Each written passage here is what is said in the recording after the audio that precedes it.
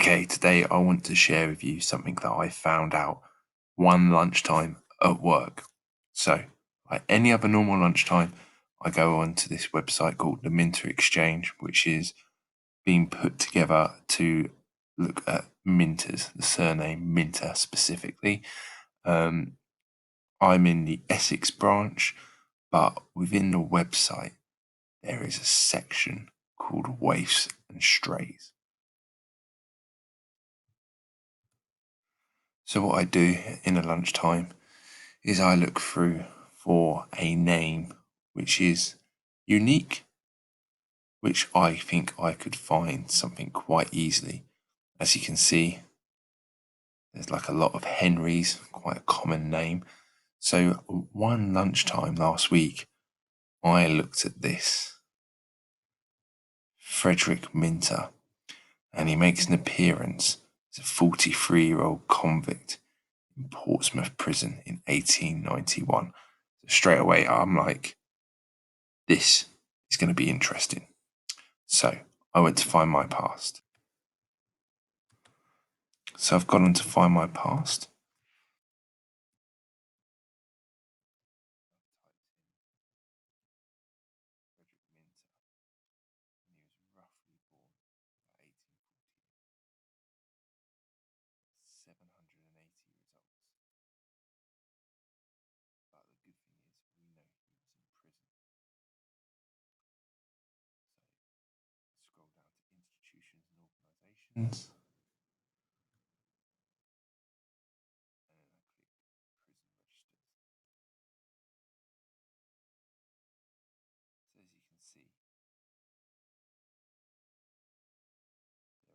You Frederick Minters here. Now, this is someone different, and this is the guy we're looking for. So I clicked view image.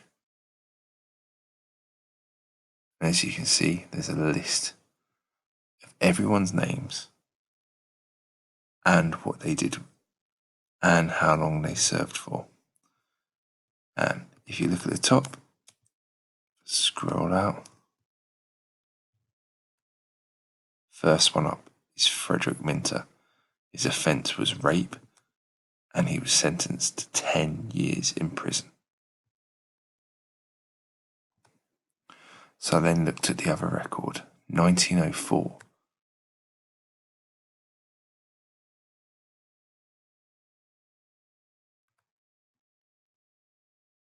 Now this is about Frederick Minter, who was using premises for betting. Well, I don't know if it was him or not, so I'm going to discard that one. But what I did do was I changed my search in Find My Past. I removed the year of birth.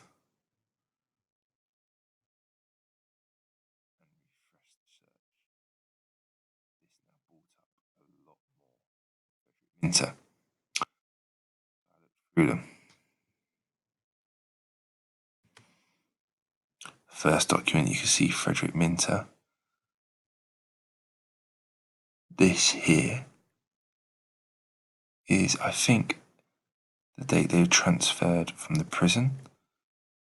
So he went from Maidstone to Portsmouth. And then this is a key part of information here. This is the court in which he was charged. And it says the 25th of October, 1884.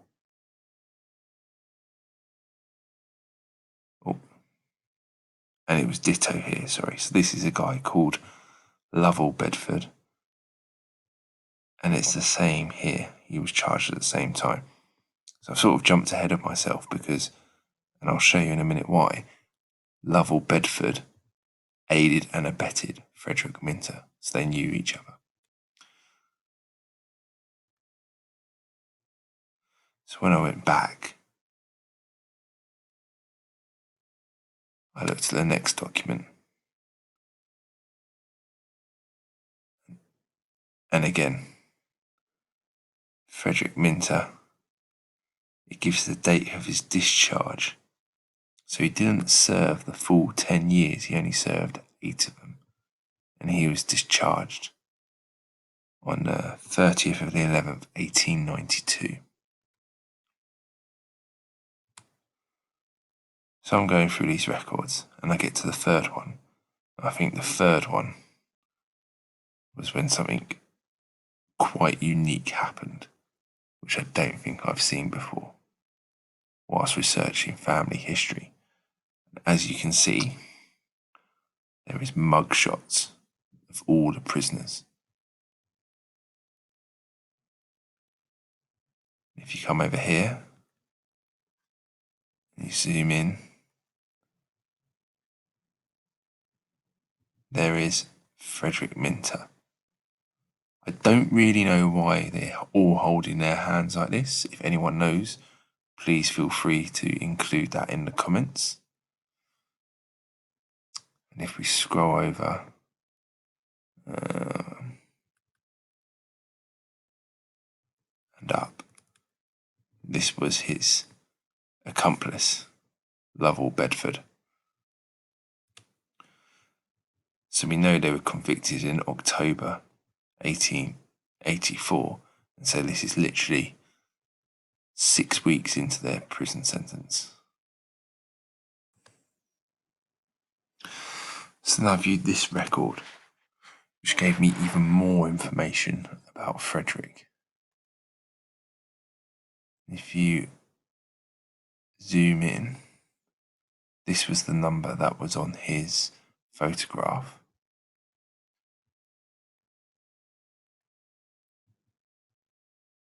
It says date of birth, 1858. Well, I thought it was 1848, so that's a good indication of who we're looking for in the future. So he was a labourer. He's got light brown hair. I didn't think he had any hair in the picture, but his eyes were green. He's 5'6", slender, oval. And then he has a red stain on the back of the neck, scar on the bridge of the nose. He's got a scar on the back right hand, shin, and above left elbow. A bracelet on the right, blue mark and bracelet left wrist, flat feet. And there's the conviction date, 10 years. He was convicted and he was released then. So that is a lot of information about one person. And this has also helped with his date of birth to 1858, not 48. So that is quite a lot of detail in one record. So the next record I came to showed Frederick Minter and Louisville Bedford. And they said they were labourers and that they were jailed for the rape on Louisa Hayesmore. And they were both found guilty in 10 years.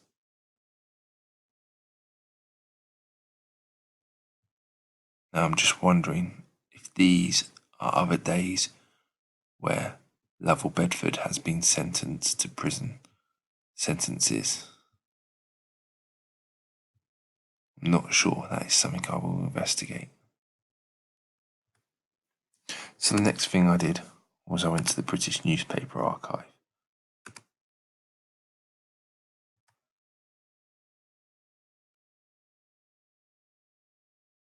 We know it happened in October 1884.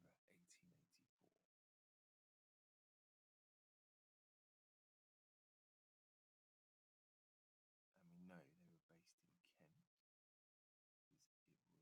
because it was referenced on one of the documents of 1884. So scroll down and you can see the court session. So you click through, highlights it blue.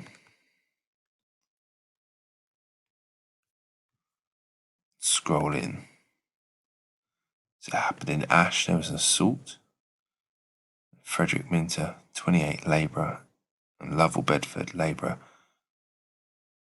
indicted for indecently assaulting Louisa Hayesmore at Ash next to Sandwich on the 5th of October. It was a pretty short information given here, but then what I then did was then I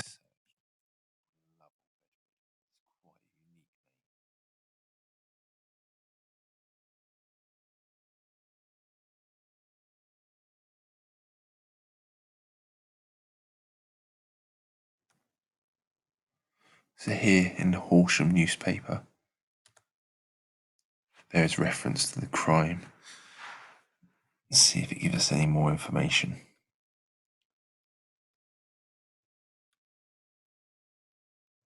No. It's pretty much the same. So then what I did next was I narrowed it down by county, because we know this happened in Kent. So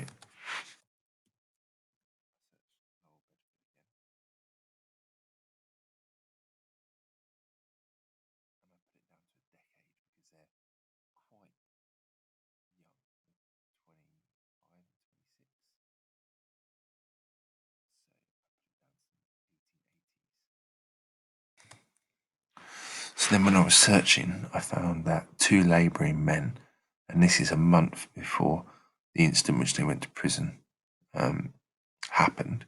2 labouring men on Tuesday entered the house of an elderly widow woman at Sandwich with the intention to commit robbery. On resistance by the woman, they ill-treated her in a shocking manner and struck her on the head and other parts of the body with copper.